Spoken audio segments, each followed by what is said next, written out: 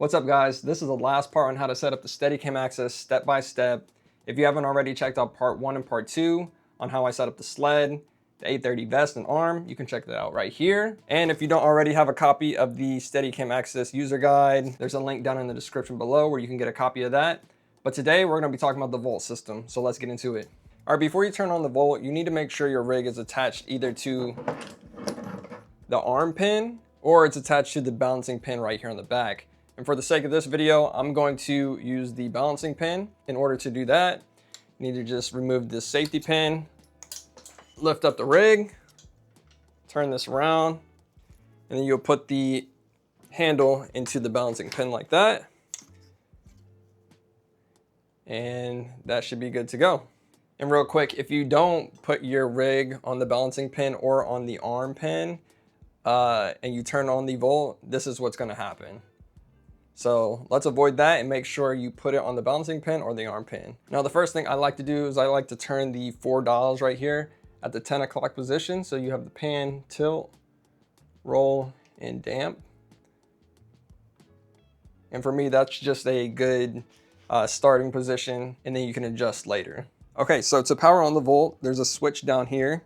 You need to flip that to the 1 position. And once you do that, you'll see a green light up here flashing next to the pause button. So when you turn on the volt, it defaults to pause mode. So even though the volt is switched on, it doesn't actually mean it's on. As you can see, it's not working at all. The motors are not turned on. And you'll know it's in pause mode because the LED next to the M will be off. It'll be dark. When you're ready to turn on the volt, all you have to do is press the pause button, and then that light next to the M will turn green. Okay, so there's 2 different operating modes. You have normal mode and friction mode. Normal mode is indicated by a solid green light. And if you want to switch to friction mode, all you have to do is hold this button down for 2 seconds, release, and you'll know it's in friction mode because the green LED is flashing. And to get back into normal mode, you just do the same thing. Hold it for 2 seconds and then let go. So now that the LED is solid green, we're back in normal mode. So normal mode simulates a traditional balanced Steadicam, returning to a trimmed angle. So you may be wondering, what is a trimmed tilt angle? And essentially that is when you set the tilt angle of the Steadicam, and in normal mode, that will be the return position. So if we want to set the tilt position right here, all you have to do is press this button once. So now normal mode knows that this is the position that it needs to be at. This is the new home position. So when I let go, it'll stay like that. So if I go right here, vertically, it'll go back to where we set it.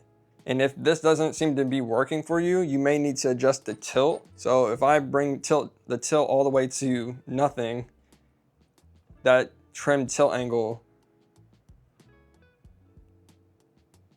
is not gonna work.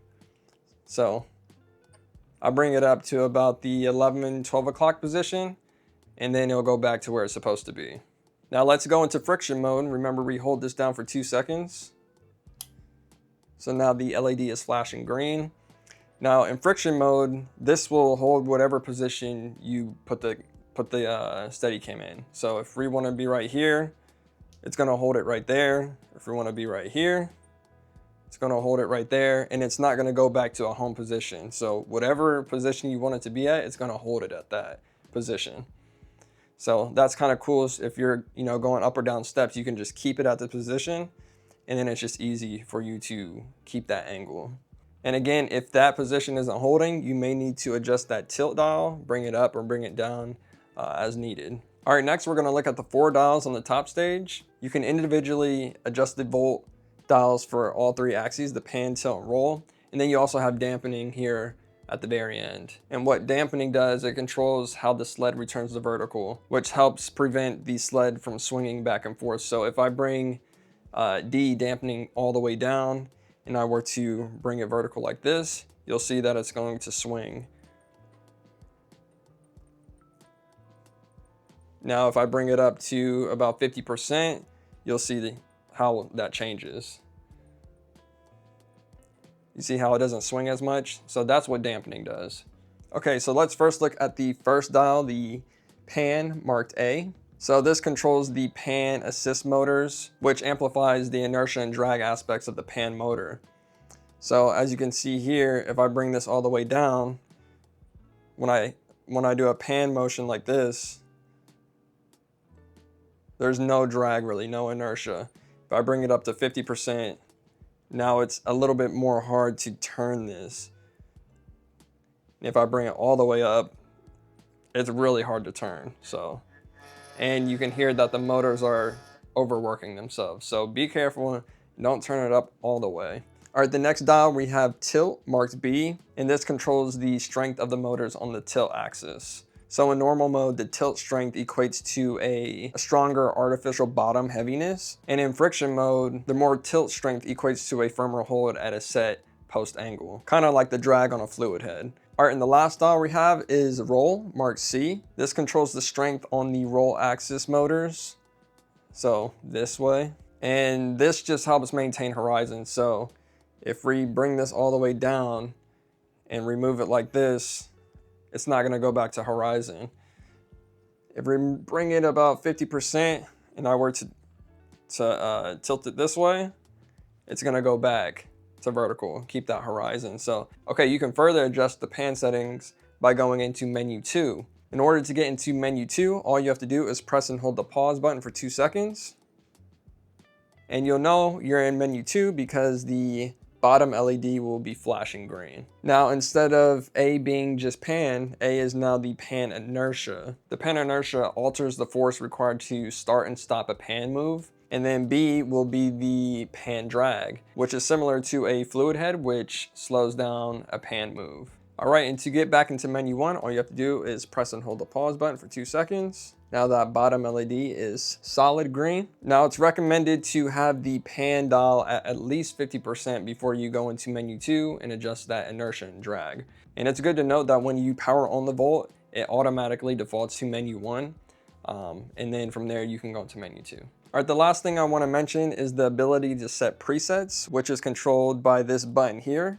Button number 2 on the gimbal. There are 2 presets, scene 1 and scene 2, where you can save your settings and activate them anytime. When you power on the Volt, it automatically starts up on scene 1, indicated by there being no light on this button right here. In order to go into scene 2, all you have to do is press this button, and then that light will light up orange, indicating that you're in scene 2 now. To save your settings, all you have to do is press and hold that button for 3 seconds.